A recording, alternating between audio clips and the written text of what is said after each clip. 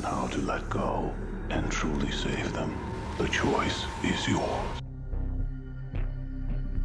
Adam Stanheight, Saw. Rise and shine, Adam.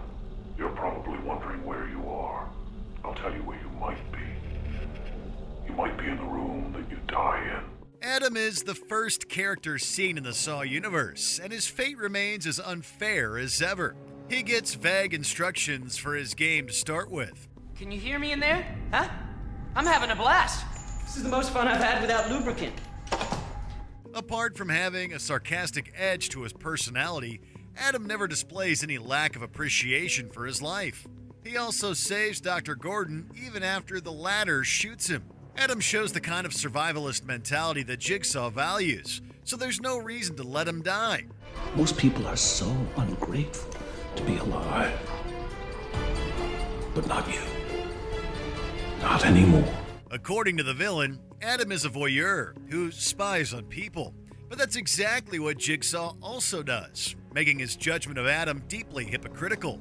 Even Amanda, of all people, takes pity on him with a mercy kill. Number 9. Allison and Diana Gordon, Saw. Diana, honey, are you okay? Diana, honey, can you hear me? Mommy, What is it, sweet pea? there's a man in my room. Dr. Gordon's wife and daughter are put through the ringer for no real reason. Jigsaw forces Gordon to choose between saving his family or becoming a murderer by killing Adam. If you do not kill Adam by 6, then Allison and Diana will die, Dr. Gordon. And I'll leave you in this room to rot. Unlike Gordon, Adam, and Zepp Hindle, Allison and Diana have no say over their fates. The mother-daughter duo are essentially made to pay for Gordon's affair, which they seemingly have no knowledge of either. It's only when Allison fights back that she and Diana survive, as Zepp was prepared to end their lives. Dr. Gordon's time is up.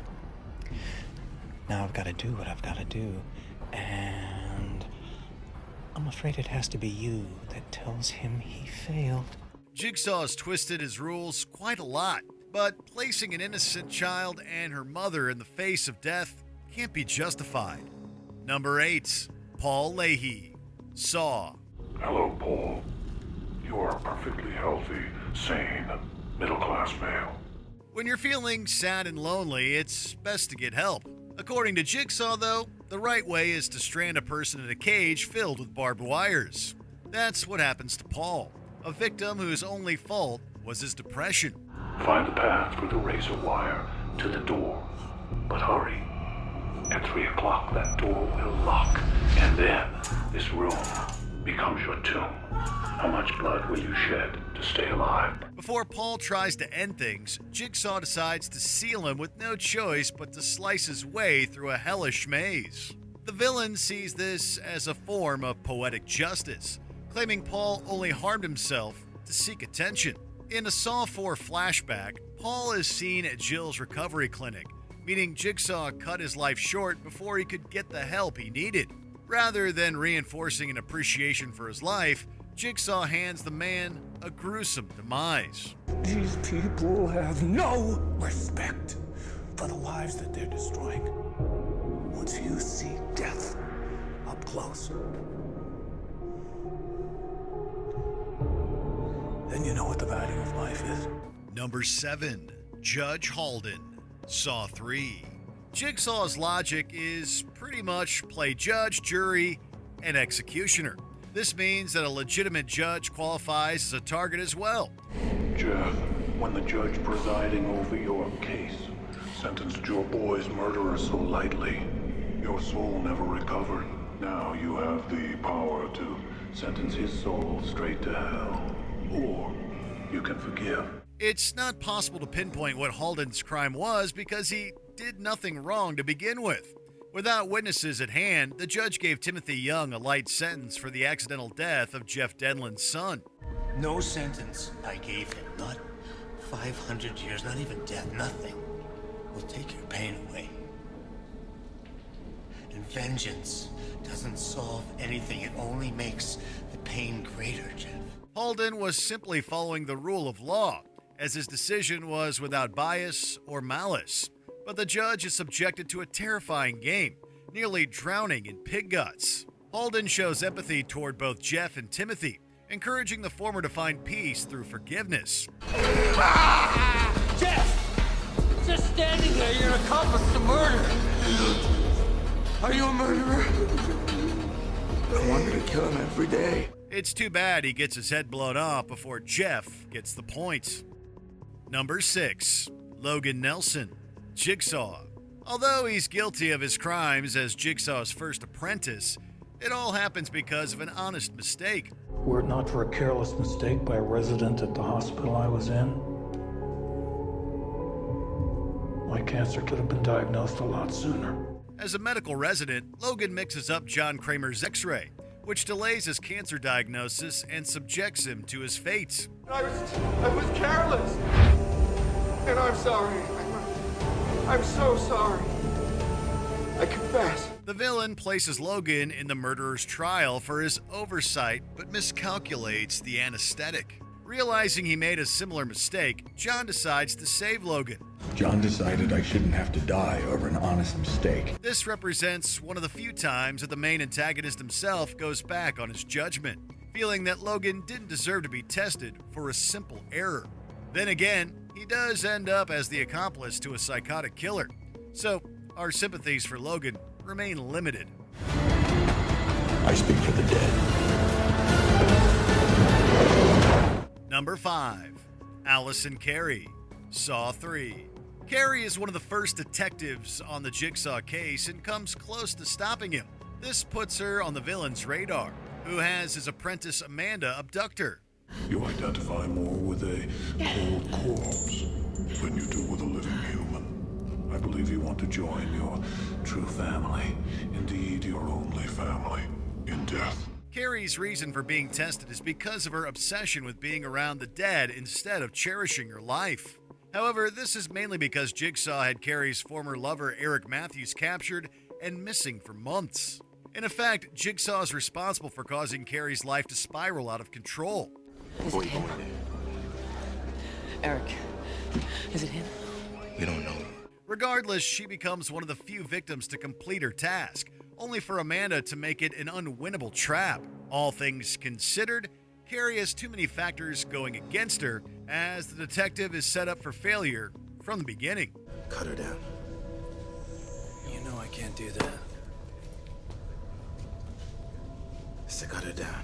Number 4, Hank, Saw 6. When it comes to this poor soul, Jigsaw's MO is as arbitrary as it gets. Hank is a janitor with a smoking habit who works in William Easton's office, and that's about it. I'm good, Hank. Unlike other targets with a dark past, Jigsaw picks Hank only because the latter hasn't kicked his preference for cigarettes. This demonstrates very little appreciation for the blessings of his own life. The villain uses him as a pawn in William's game, as Hank's test is more of an execution. He and William are strapped into a trap based on who can hold their breath the longest. So I ask you, when faced with death, who will survive? Live or die, William. Make your choice. Since Hank is older and with a heart condition, there's really no chance he can beat William. Much like fellow employees Addie and Alan, Hank is just the wrong place at the wrong time. According to your policy, your secretary is older and weaker and therefore less worthy to survive. But you know the loss that she will be to her family, while young Alan will disappear without a blip on the world's radar. Number 3, Daniel Matthews, Saw 2. Daniel is a troubled youngster reeling from his parents' divorce and his attempts to seek his father's attention. In response, Jigsaw isolates the teen in a house filled with toxic gas and ex-convicts. He has about 2 hours before the gas creeping into his nervous system begins to break down his body tissue, and he begins to bleed from every orifice he has. He's another victim whose familial relations are the main reason for his suffering. As Detective Eric Matthews' son, Daniel has a target on his back in the nerve gas house, with each inmate framed by his father. This is your father? Wait, you know him? Yeah. the guy who put me away. He set me up. While he's ultimately saved by Amanda, Daniel still witnesses brutal deaths and is forced to kill. Although he isn't seen again, Eric's death leaves Daniel fatherless and having to live with significant trauma for the rest of his life.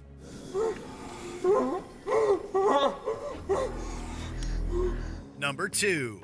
Daniel Rigg, Saw 4. Hello, Officer Rigg. Welcome to your rebirth. Only in the Saw universe can being a good cop qualify as a bad thing. Heed my warning, Officer Rigg. Their lives hang in the balance of your obsession. Will you learn how to let go and truly save them? The choice is yours. Rigg is a SWAT officer who's tested basically because of his moral code and sense of justice. Jigsaw wants him to get over his obsession with saving people, even though most of the victims are Rigg's friends. In simple terms, the villain thinks Rigg is wrong for wanting to rescue innocent lives from a deranged serial killer. Your obsession tells you to save the victim. I tell you to walk away. With ambiguous instructions moving him forward, Rigg finishes the game by a solitary second. However, he inadvertently dooms himself, and everyone since beating the timer triggers all the traps. It's difficult to see how Rigg is at fault, though, as his intentions are always noble. Time was on your side, but your obsession wouldn't let you wait. Instead of saving Detective Matthews, you cost him his life. You failed your final test. Before we unveil our top pick, here are a few honorable mentions. Tara and Brent Abbott, Saw 6. The mother-son duo are scarred after being forced to decide William's fate. Will you grant this man the opportunity to continue living, or will you dispense the same death sentence he issued your husband? Live or die. The choice is yours. Timothy Young, Saw 3. This victim faces a grisly demise even after showing remorse for his actions. That day he made a terrible mistake.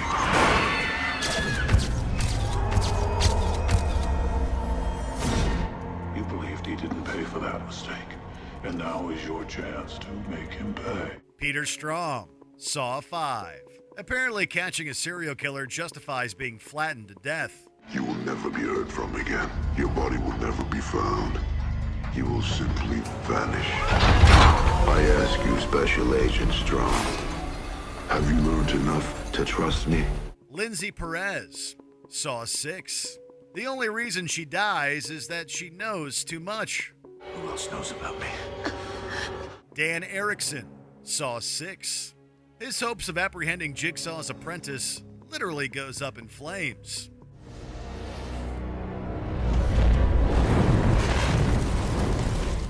Before we continue, be sure to subscribe to our channel and ring the bell to get notified about our latest videos. You have the option to be notified for occasional videos or all of them. If you're on your phone, make sure you go into your settings and switch on notifications.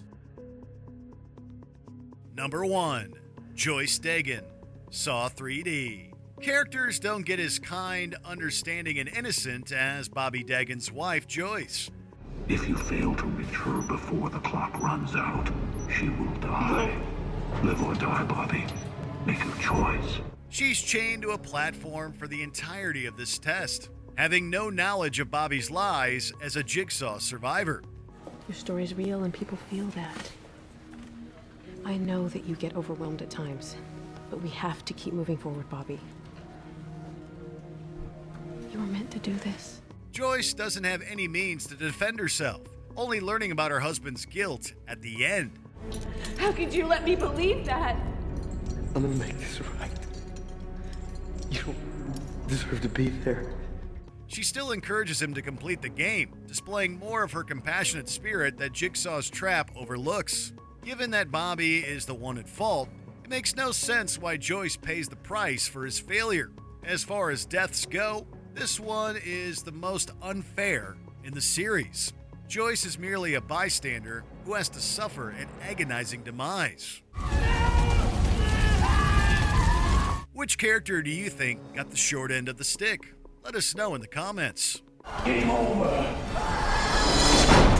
Did you enjoy this video? Check out these other clips from Watch Mojo, and be sure to subscribe and ring the bell to be notified about our latest videos.